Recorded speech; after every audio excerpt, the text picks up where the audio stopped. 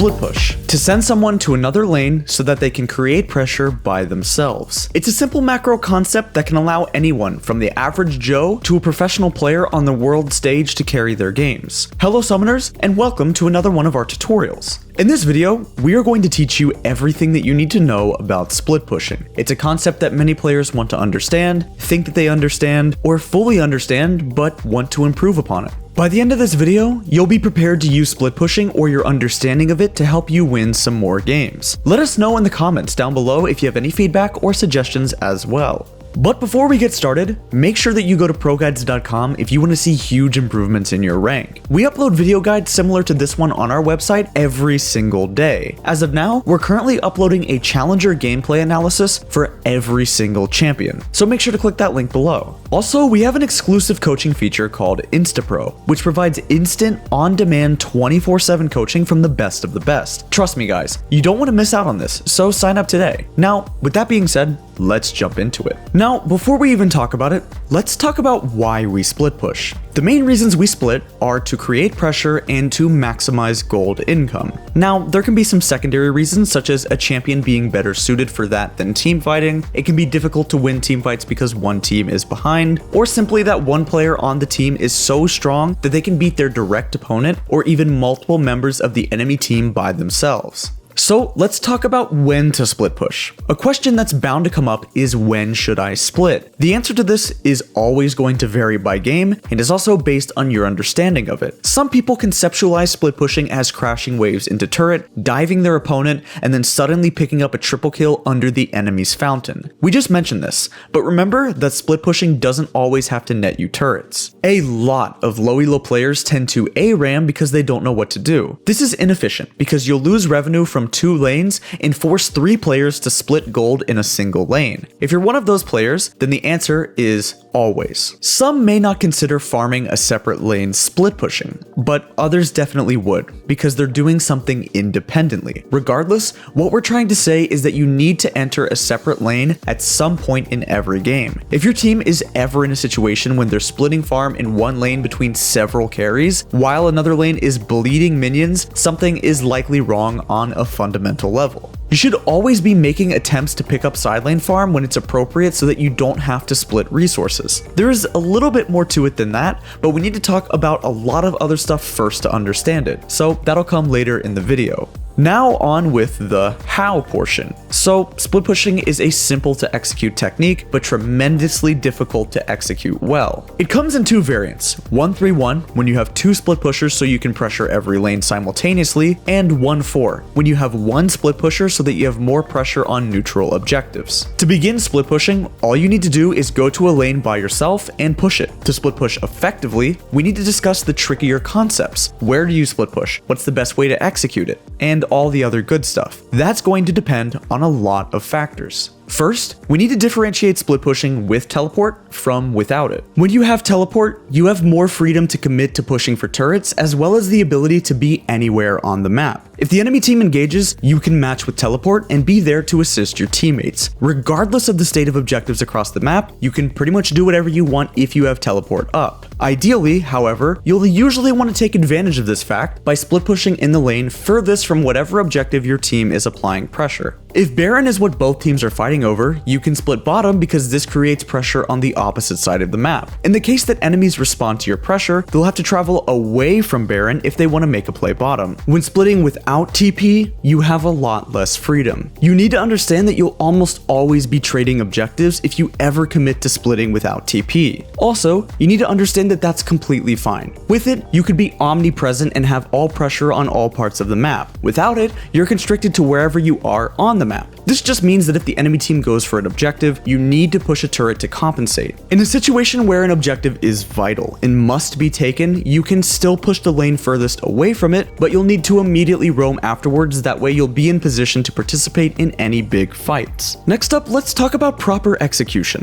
which honestly takes a lot. While our previous explanation implied it, let's just reiterate for clarity's sake. You'll usually want to split push in the lane furthest from objectives that teams are going to fight fight for. Emphasis is on going to, which is not about to. Let's use Dragon as an example this time. If both teams want to contest an Infernal Dragon that's going to spawn, you'll want to split push in the top lane. If you begin splitting 10 to 20 seconds before Dragon spawns and the enemy team reacts properly, you'll end up in one of two scenarios. You walk top and immediately have to teleport since the enemy team starts Dragon. This situation is so far from ideal because you could have just walked to Dragon. The whole point of split pushing is to attain more gold and also create pressure on the opposite side of the map. But if you immediately teleport, you cannot accomplish either of these. Or number two, without teleport, you're in a situation where you have to commit to split pushing. I think we can agree that it's usually in your best interest to keep options open. No, that's not a joke about dating. If you're in a situation where you can only make one decision, it's a lot easier for your opponents to react. Imagine playing tic-tac-toe when your next move is denoted in bright red to your opponent. That's basically what it's like to only have one option. The enemy team knows what you'll do and can easily respond. If someone on the enemy team has teleport in this scenario, they can match your split push and still retain cross-map pressure because they can always channel it to join their team. Meanwhile, you're stuck split pushing with no option to roam. By the time you finish walking down, it's likely that the objective and the fight will already be done. This is why it's crucial to time your split pushes well in advance. If instead, you're split pushing a minute or two in advance, you put the enemy team in a difficult situation. They could send 5 people to Dragon, but by the time it spawns, you'd already be in a position where you're taking turrets in response. In cases where you want to help contest Dragon, you can crash waves in about 40 seconds before the objective spawns and run down to be present when it does. The next step in proper execution is understanding vision. One thing players need to know is that they don't need wards to split push. When possible, getting those deep wards is a great luxury to have, but not a necessity. You need to know how to count and also make sure that your minimap isn't covered with tape because usually low elo players are doing that. Even without wards, you can still take note of how many enemies you see on the map. Let's make the explanation easier. Let's say you're the only one strong enough to win 1 versus 1. So when split pushing a side lane, you need to always consider the opportunities that the enemy team has to collapse on you. Pulling pressure is great and all, but if you fall over and die when your team isn't ready to trade for objectives, then your death would just be in vain. The ideal scenario when split pushing is that the rest of your team is still able to push the lane that they're in. By pushing in a minion wave, it should draw some form of response from the enemy team. That's when you can put those challenger level counting skills to the test. At all times, you need to take into account how many enemies you do see on the map. When you manage to spot out 4 enemies mid-farming or A-ramming, that's your green light to keep pushing. If you only see 3 enemies, it's a yellow light, and you need to err on the side of caution. Based on the position of the minion wave, you might even need to play safer than this. If you see 4 enemies mid-pushing for your inner turret, while you're trying to push for an inner turret bottom, it's pretty feasible to assume that the enemy team could crash in the mid-wave and try to collapse on you. The hardest part is understanding your limits. Can you only fight your opponent 1v1? Can you handle 2 or 3? Which 2 or 3 champions specifically are you okay with coming to stop you? Through experience and educated evaluations of power level, you'll gain a better understanding of what you can and can't handle. Use this information to supplement your decision over how aggressively you're able to play while split pushing. This is the most important thing here, and I want you to understand that. You might be able to 1v2 specific enemies, such as the support and the top laner, but maybe you can't 1v2 the mid and the jungler, and that's a pretty big distinction to make. To be frank, wave management in split pushing isn't that important for most players. As you face better opponents, you'll come to see that it matters quite a bit more. The reason it's not the most important is because it's not going to be relevant in every game, while the other concepts always are. The simplest part of wave management is understanding whether you should fast push or slow push. Slow pushing a wave will allow you to build it up, which is good for a couple of reasons. First, it will create a longer roam timer when it crashes into turret. The other reason is that the bigger the wave is, the harder it is to freeze. In rare cases when there are no objectives to put pressure on the map, freezing is still a viable option and you want to make it harder for your opponents to do so. If you want to fast push, it's usually a response to something that your opponent does. If your opponent is roaming and you're going to be late, you can instead fast push the wave as fast as you can to create instant pressure in your lane. You'll transition from a slow push into a fast push because you realize that there's a play that you want to make. Instead of waiting 30 seconds for another wave to arrive, you'll immediately clear the wave to crash in your wave so you can start roaming faster. Freezing, as well as patience, is also another concept that more experienced players will need to understand. Many guides, including splitting our own will tell you that freezing isn't really a viable option later the game goes. This is usually true because there are objectives you need to pressure, but usually is not always. Sometimes, both teams are at a stalemate, while both neutral objectives are already off the map. At other times, you're just in too much danger if you try to split push. This is when you need to allow waves to push into you.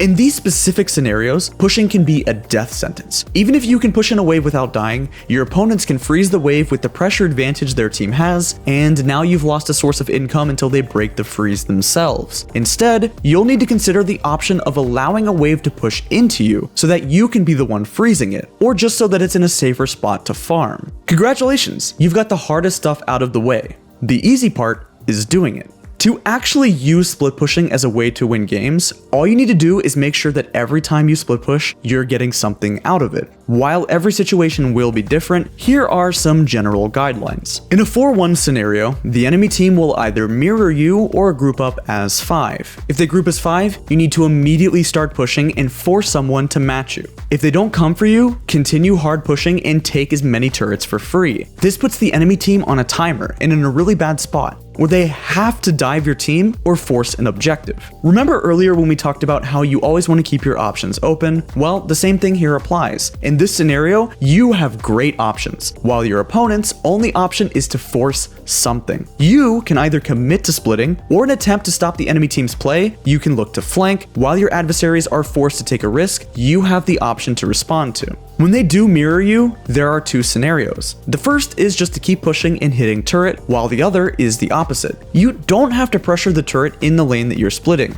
Another viable option is to push the wave and then roam. Sometimes you're just not strong enough to pressure turrets, or your champion is better for flanking and teamfighting. In 1-3-1 scenarios, you are much less likely to attempt collapsing on the enemy team. It's much more likely that you're in a cat and mouse chase and you're the mouse. While splitting 2 lanes, the enemy team will likely need to collapse on one side. If they collapse on yours, or you suspect that they're trying to, you book it. With that, you've honestly done your job, and that's a win because you've alleviated pressure for your other split pusher and the rest of your team. When they collapse on your other split pusher or your team, you push. It's okay to trade. Always remember that. Even if your teammates fall, remember why you began split pushing in the first place, just to create pressure.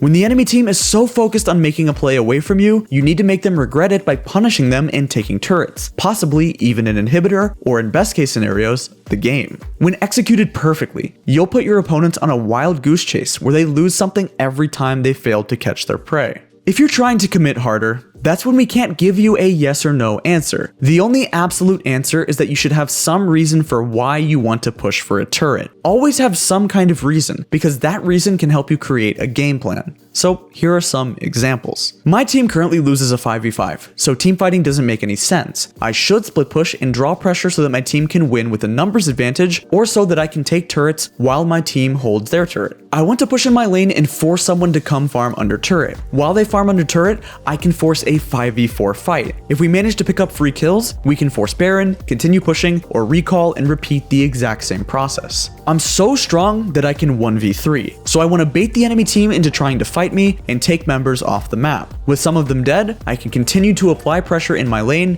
or group with my team to start Baron or siege turrets. That was a lot of stuff in the split pushing index today. So let's run it back and recap. The reason that we split push is to maximize income and create pressure. To effectively split push, we need to consider timing, vision, how many opponents are accounted for, and how strong of an understanding we have of our limits, so we know how many opponents we can handle. Regardless of whether you commit to pushing for turrets, you should almost always go to a side lane and at least pick up some farm and not have to share a lane of resources. When split pushing, remember what your job is in 4-1 and 1-3-1.